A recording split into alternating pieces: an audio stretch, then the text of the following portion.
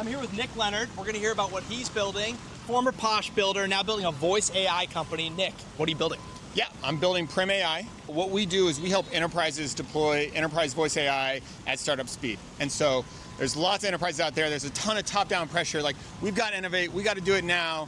And then they go back, they get their roadmap, and it's 9 to 15 months. How do they get it out next month? That's where we come in. We give them all the trust that they need in terms of compliance, zero data retention, all that stuff. But we're deploying things into production in days or weeks. That's awesome. And I actually saw Nick had this awesome post where, like, the cost of employing foreign workers are X, token costs are plummeting. There's going to be that cross where voice AI becomes just much more essential to what is happening in enterprises. Now, Nick, what do you love about building in Boston? And maybe, like, what startups do you have your eye on here? Yeah, I've been in Boston for nearly a decade now, building here. Obviously, it's a huge talent hub.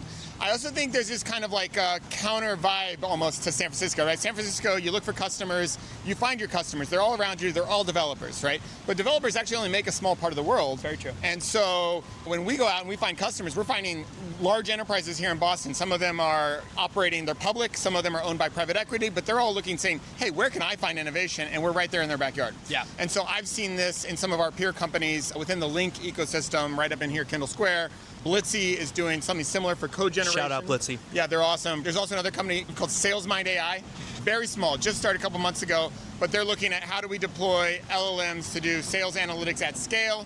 But these paradigms are switching really fast. And so like that was a really hot topic 3 years ago. It's back in a whole new way. And so we've got like ex-Palantir founder right there building that kind of thing. So it's really fun. This is Nick building right here in Kendall Square. Thanks so much for joining us. Awesome. Thanks, Matt. Take care. Great news. I found Startup Boston founder and CEO, Steph Roulic, here in Kendall Square.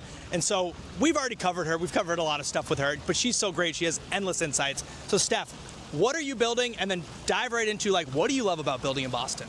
Yeah, so I am building Startup Boston. We are really working to become kind of like the center of gravity to connect the entire ecosystem. So that's really highlighting all of the accelerators, all of the awesome networking groups like your own and media outlets, and really kind of helping founders and operators figure out where to go based on industry, department, and what stage they're at. So kind of being the glue that brings it all together.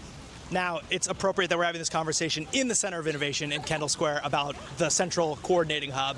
Now, the most important question, why we all came here today, is like, what are you seeing in the ecosystem, whether it's startups or trends, that you're excited about in Kendall Square and beyond? Yeah, I mean, there's definitely one trend that keeps popping up that, like, I'm obsessed with personally, and it's the whole concept of being able to create a tech platform without needing to know how to code, because we are in the age of AI, and I'm seeing vibe coding pop up more and more, and of course, there's different things that it's good for, of course, different things that it's not good for yet. There's a lot of things to be improved upon, but as someone that cannot code to save my life, but loves building tech companies, I am very excited about this tool. And I know Karen Kelly and Steve Smith, they run a wonderful new accelerator, and that's all about walking founders through how to go and create a tech company as a non-tech founder using vibe coding. So I'm excited about that. That's really helpful. This is Steph Roulic from Startup Boston. I'm so glad we ran into each other. Me too. This is an awesome surprise. So I'm excited to see you all soon. We are here with Eric from Project Insulin here in Kendall Square to talk about what he's building and what to know about building in Boston, what he loves about startups here. So Eric, thank you so much for joining us. Yeah, of course. Thanks for having me. My name is Eric Moyal. I run a nonprofit called Project Insulin. We're making our own generic insulin that will sell directly to patients at cost, regardless of insurance status.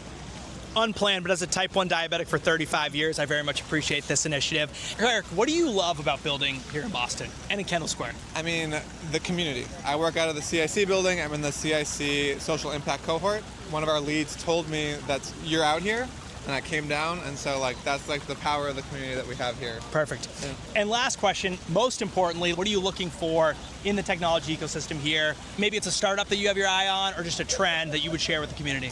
Yeah, technology isn't my niche, so I'm not going to give any unsolicited advice here, but there's a few participants in our cohort that are really great, including Tactus, which is a vest that allows people who are deaf or hard of hearing to enjoy listening to music as if you're walking around with headphones. So very cool. Really think that tech is pretty cool. Eric from Project Insulin, Matt from MGMT Boston, thank you for joining us. Sweet, thank you. Thank you guys.